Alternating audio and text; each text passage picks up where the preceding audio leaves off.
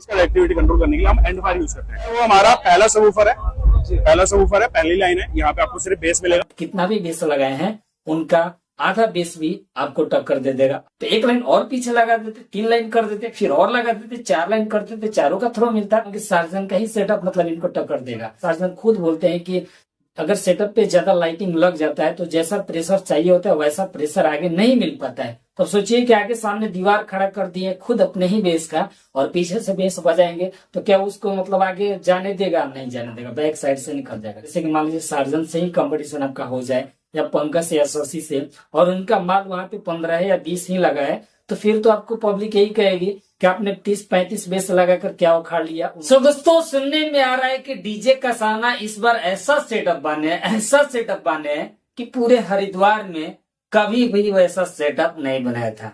तो मैं आप लोगों को बता दूं उस सेटअप को हमने भी देखा। उनके सेटअप में जितना बेस लगा है वैसा क्वालिटी आएगा ही नहीं। क्यों? आप लोगों को वीडियो लास्ट तक देखिएगा। 5-6 मिनट का वीडियो, ज्यादा बड़ा वीडियो होगा नहीं। आप लोगों को नॉलेज काफी ज्यादा जानकारी वाला मिलने वाला है। वीडियो को लाइक कीजिएगा, शेयर भी कीजिएगा। साथ ही अगर आप लोग चैनल पे पहली बार आए तो सब्सक्राइब करके बेल आइकन को प्रेस करके ऑल पे भी क्लिक कर लीजिएगा। तो चलिए आज की इस वीडियो को शुरू करते हैं। तो देखिए जो डीजे कसाना है काफी पुराने ऑनर है। ये मैं नहीं बोल सकता हूँ कि वो मतलब नए हैं।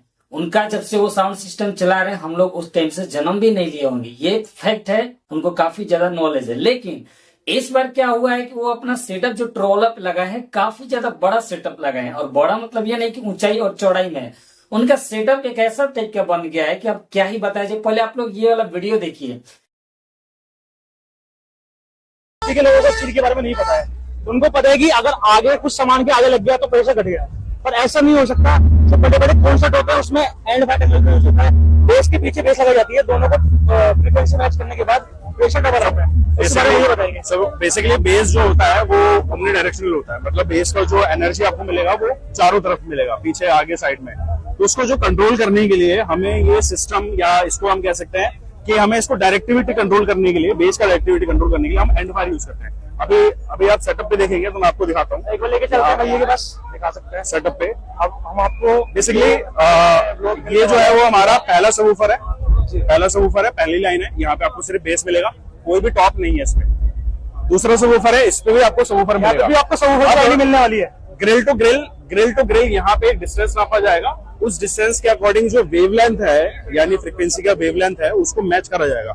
यानी इस बेस को हम डिले देंगे ताकि ये जब बेस पहुंचे यहाँ तो ये दोनों बेस का जो एनर्जी है वो एक साथ यानी आपको मैं एक हाथ से धक्का दे रहा हूँ तो इतनी तेज की नहीं दे पाऊंगा मैं। अगर मैं दोनों हाथ लगा इनको तो आप लोग पहचानते होंगे, डीजे ब्लॉग के ओनर अशरफ भाई हैं जो कि काफी भाई अच्छा वीडियो बनाते हैं। तो गाइस आप लोगों ने सुना कि यहाँ पर डीजे अशरफ भाई भी क्या बोल रहे हैं। ये बोल रहे हैं कि मतलब उस बेस को डीले रखकर इस बेस को जब हम लोग चालू करके फिर उसको चालू करेंगे तब मतलब आएगा। क्या ऐसा सिस्टम भी होता है कि अगर मान के चलिए कि एक जो बेस आगे साइड में उसको हम 5 सेकंड के लिए गैप दे देंगे और दूसरे को 5 सेकंड आगे चलाएंगे, फिर जाकर ये बेस आगे निकल जाएगा, फिर उसको चलाएंगे तो वो एक साथ निकलेगा। ऐसा भी होता है क्या?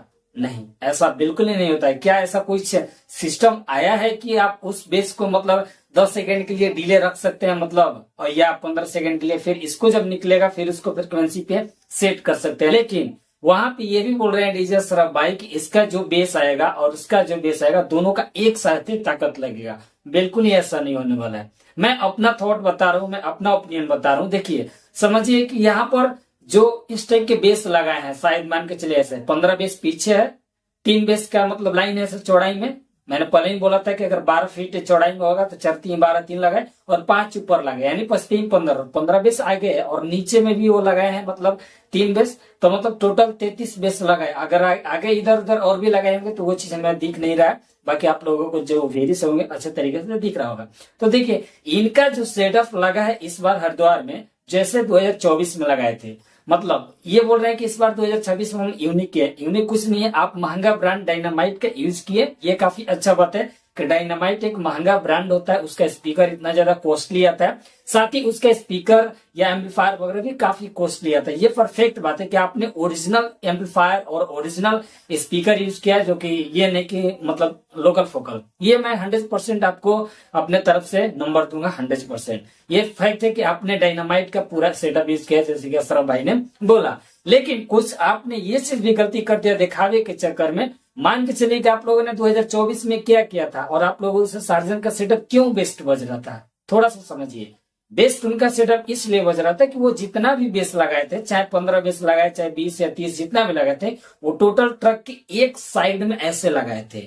और आप लोगों का ट्रॉली वाला जो सेटअप होता है, ट्रॉली वाला में क्या होता है कि मान के चलिए कि जब सेटअप लगता है तो वहां पे ट्रॉली में इधर भी 4 बेस लगा देते हैं, इधर भी लगा देते हैं, इधर भी 2 ट्यूटर, इधर भी 2 ट्यूटर, ऐसे करके साउंड आपका मिक्स हो जाता है। चारों तरफ से जब साउंड का आवाज आता है तो पूरा क्लियर आप लोगों को नहीं सुनाई देगा, एक ऐसा माहौल लगेगा जैसे गूंजता है। इस टाइप का साउंड ज्यादातर प्रोग्राम में लगते हैं कि इधर भी 2 चोंगा बांध दिए, उधर भी 2 चोंगा बांध दिए, और जब वगैरह में लगते हैं ताकि हर तरफ से साउंड मिले। लेकिन भाई ये डीजे है, डीजे में क्या होता है कि एक जो सेटअप होता है, एक जो क्वालिटी होता है, एक तरफ से सुनाई दे तो उसका बेस्ट परफॉर्मेंस सुनने को मिलता है। यही चीज 2024 में डीजे सार्जन किए थे, जो कि सार्जन का वही टेक्निक था पुराना वाला, जो कि वही टेक्निक यहाँ पर भी लगाए थे। अगर वो भी ट्रोला पे लगा देते 2024 में तो आपसे बिल्कुल ही वो उनका बेस्ट नहीं बचता, आप लोगों का ही बेस्ट बचता। लेकिन वो क्या किए थे कि एक साइड में लगाए थे तो उनका जितना भी ताकत आ रहा था पूरा सामने से थ्रो दे रहा था और आप लोगों का नहीं। तो वही सेम चीज इस बार भी आप लोगों ने कर दिया। अगर उनका सेटअप आपके सामने भिड़ंत होगा ना, तो मैं ये गारंटी के साथ 100% गारंटी के साथ कह रहा हूँ कि आप कितना भी बेस लगाए हैं, उनका आधा बेस भी आपको टक्कर दे देगा। आप उनका बेस से ज्यादा नहीं निकाल सकते हैं। क्यों? क्योंकि आपने जो बेस लगाया, एक इधर लगाए हैं और एक इधर लगाए हैं, तो एक लाइन और पीछे लगा देते, 3 लाइन कर देते, फिर और लगा देते, 4 लाइन कर देते, चारों का थ्रो मिलता। ऐसा कुछ भी नहीं है। देखिए, अगर इस बेस का पावर निकलेगा यहाँ से पावर निकलेगा बेस का, तो इसमें जाकर टकराएगा। सपोज मान के चलिए कि हवा उधर से आ रहा है, यहाँ पर हम दीवार खड़ा कर दिए थे, इस दीवार में टकराएगा, हवा टकराकर इधर फैलेगा, बल्ब इसका टूट जाएगा। जो सामने में थ्रो होना चाहिए वो नहीं होगा, और जो सामने वाला दीवार है यहाँ से हवा निकलेगा, यानी यहाँ से बेस का जो फ्रिक्वेंसी या प्रेशर निकलेगा ये पूरा निकलेगा। तो भाई यहाँ पर इनका इस टाइप का जो सेटअप ये लगा है ना, बिल्कुल ही बेकार मेरे हिसाब से, बिल्कुल ही। अब भाई उनका अपना देखिए थॉट होता है। अभी बहुत सारे भाई लोग नेगेटिव कमेंट करेंगे, तो प्लीज आप लोग ऐसा मत कीजिएगा। मैं आप लोगों को एक समझाने की कोशिश कर रहा हूँ कि इनका ये जो बहुत सारे भाई लोग बोल रहे हैं कि 48 बेस का वो लगाए हैं, तो 48 बेस का लगाए लेकिन रिस्पॉन्स वैसा नहीं मिलेगा। आप लोग आई होप कि समझ गए होंगे। तो यहाँ पर अशरफ भैया से मैं यही बोलना चाहूंगा कि जो डीजे ब्लॉक के ओनर है, काफी उनको अच्छा नॉलेज है, मैं बोल सकता हूँ मेरे से काफी ज्यादा सीनियर है, वो थोड़ा सा मिस करें। क्यों? क्योंकि उनका डायनामाइट के भाई, वो डायनामाइट के मतलब थ्रू है, स्पॉन्सरेड है, तो उनका मतलब ये स्पीकर लगा, इस हिसाब से वो वहां पर पहुंचे और पहुंचकर मतलब कुछ अपना जो भी है टेक्निक बता रहे कि इस फ्रिक्वेंसी से उस फ्रिक्वेंसी को मैच किया गया है, डीले रखा गया है। डीले मतलब क्या होता है ये बताइए? डीले मतलब हमारे हिसाब से ये होता है कि उसको थोड़ा सा गैप दिया जाएगा। मतलब गैप क्या? ये जो पीछे वाला बेस है 10 सेकंड आगे चलेगा या 5 सेकंड आगे चलेगा और उसको बाद में चलाएंगे। तो क्या मतलब ऐसा भी होगा कि एक सॉन्ग प्ले होगा तो उसका बेस 5 सेकंड के लिए पीछे निकलेगा? अगर ऐसा कोई प्रोसेसर होगा तो भाई हो सकता है, बट ऐसा कुछ भी नहीं है। दोनों बेस साथ में ही बजेगा। हाँ, फ्रीक्वेंसी का थोड़ा सा मैनेज किया जा सकता है, उसका आवाज कम रखकर इसका ज्यादा रखा जाएगा। फ्रीक्वेंसी पे मतलब काम किया जा सकता है, लेकिन मेरे हिसाब से जैसा क्वालिटी मिलना चाहिए, मान के चलिए कि 30-33 बेस लगाए या 35 बेस, वैसा नहीं मिलेगा। क्योंकि ट्रोला में जो होता है साउंड चारों तरफ से ये कवर हो जाएगा। हाँ, ये फायदा होता है ट्रोला में कि इधर साइड भी सुनाई देगा, मतलब लेफ्ट राइट दोनों साइड सुनाई देगा, और आगे भी सुनाई देगा, पीछे भी सुनाई देगा।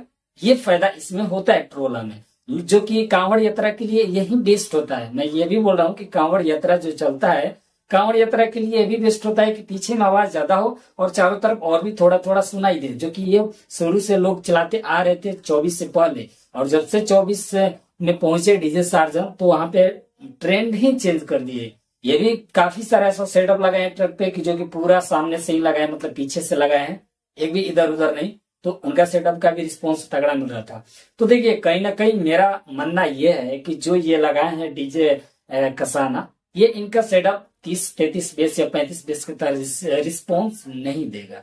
अगर इनके सामने का भी भिड़ंत हो जाएगा ना डीजे सार्जन का, तो आप लोग देखिएगा, या पंकज का भी या शशि का भी, मैं ये नहीं बोल रहा हूँ कि सार्जन का ही सेटअप मतलब इनको टक्कर देगा। इनका टक्कर जो भी अगर एक तरफा लगाएंगे ना, वो टक्कर दे देगा, चाहे झारखंड के हो या कहीं और के भी हो।